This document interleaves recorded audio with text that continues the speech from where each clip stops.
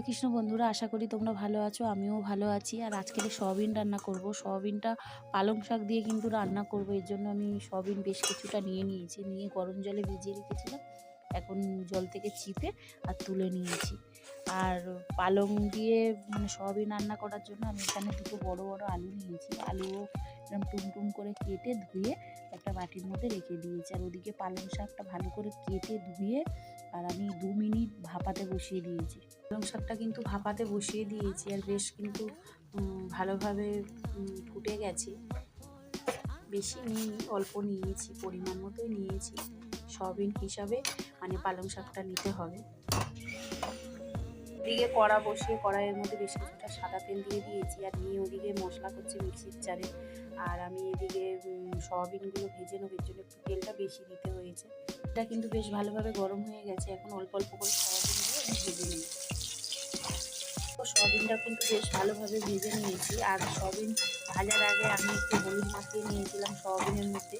এখন আমি এই সয়াবিনটা তুলে বাদবাকি আর যেটা আছে ওটা ভেজে নিই। সয়াবিনটা তো বেশ ভালো করে ভেজে নিয়েছি। ভাজার পরে আমি পরিমাণ মতো সর্ষের তেল দিয়ে দিয়েছি। এখন ফোড়নে দিয়ে দিচ্ছি 2টো শুকনো লঙ্কা, গোটা গরম মশলা, গোটা জিরে আর সামান্য একটু হিং আমি ফোড়নে দিয়ে দিয়েছি। ফোড়নটা তো বেশ ভালোভাবে ভাজা হয়ে গেছে। এখন কেটে রাখা আলুটা আমি দিয়ে দিচ্ছি। আলুটা আমি একটু ঢেকে ভাজলাম। বেশ কিন্তু ভালোভাবে আলুটা ভাজা হয়েছে। আর নিয়ে ওদিকে মশলা করে দিয়েছিল আদা আর কাঁচা লঙ্কা, বেশ 8টা-10টা মতো কাঁচা লঙ্কা আর আদা পরিমাণ মতো বেটে দিয়েছিল। এখন আদা কাঁচা লঙ্কা বাটাটা দিয়ে আর একটু ভালো করে নেড়ে চেড়ে দিচ্ছি। বেশ ভালো করে কাঁচা লঙ্কা আদা বাটা দিয়ে আলুর সঙ্গে বেশ ভালো করে কষিয়ে নিয়েছি। এখন গুঁড়ো মশলা দিয়ে দিচ্ছি, জিরের গুঁড়ো, ধনের গুঁড়ো, হলুদ গুঁড়ো আর কাশ্মীরি লাল লঙ্কার গুঁড়ো দিয়ে দিলাম। দিয়ে বেশ ভালো করে নেড়ে চেড়ে নিচ্ছি। আলুর সঙ্গে ভালো করে মশলাটা কষিয়ে নিয়েছি। আর পালং শাক ভাপাটা আমি একটু মিক্সির জারে বেটে নিয়েছিলাম। পালং শাকটা দিয়ে দিলাম, দিয়ে বেশ ভালো করে নেড়ে চেড়ে দিচ্ছি। আর দারুণ কিন্তু একটা গন্ধ বেরিয়েছে। ভালো করে নেড়ে চেড়ে পরিমাণ মতো লবণ দিয়ে দিয়েছি। আর আলুটা খুব ভালোভাবে কিন্তু সিদ্ধ হয়ে গেছে। এখন আমি সয়াবিনটা দিয়ে দেবো। সয়াবিনটা দিয়ে বেশ ভালো করে নেড়ে চেড়ে নেব। দেখতে কিন্তু দারুণ লাগছে, দেখো কি সুন্দর লাগছে দেখতে। আর দারুণ কিন্তু একটা গন্ধ বেরিয়েছে।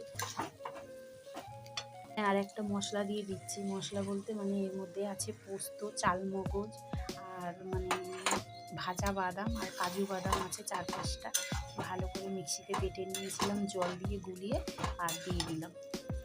এগুলো দিতে পারা যায়, না দিলেও হয়, তো স্বাদটা অন্যরকম হবে, তার জন্যই দিয়েছি। হাতে ঘষে একটু কুসুম মেখে দিয়েছি, দিয়ে বেশ ভালো করে নেড়ে চেড়ে নিচ্ছি।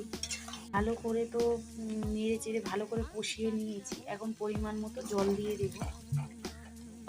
জলটা একটু বেশি দিতে হবে, যেহেতু সয়াবিন আছে, জলটা অনেকটা সয়াবিন টেনে নেবে, এই জন্য একটু জলটা একটু বেশি দিতে হবে।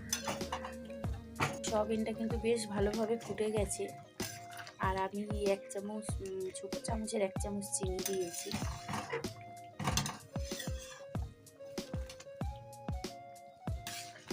পালং শাক দিয়ে সয়াবিন পুরোপুরি রেডি হয়ে গেছে। এখন নামিয়ে নেব। আমি নামানোর আগে একটু গুঁড়ো গরম মশলা দিয়ে দিয়েছি, দিয়ে একটু নেড়ে ছেড়ে এখন নামিয়ে নেব। দেখো আমি নামিয়ে নিয়েছি। আর দেখতে কিন্তু খুব সুন্দর হয়েছে। আর আমি তো পালং শাকটা বেটে দিয়েছি, যদি তোমরা চাও কুচিয়েও দিতে পারো। পালং শাকটা বেটে দিয়েছি যাতে সয়াবিনের গায়ে পুরোপুরিভাবে লেগে যাবে। দেখো মনে হবে না যে এটা পালং শাক দেয়া আছে। আর কে পালং শাক দিয়ে সয়াবিন কারা কারা খেয়েছে অবশ্য কমেন্টে জানিও, আর কেমন হয়েছে অবশ্য জানিও।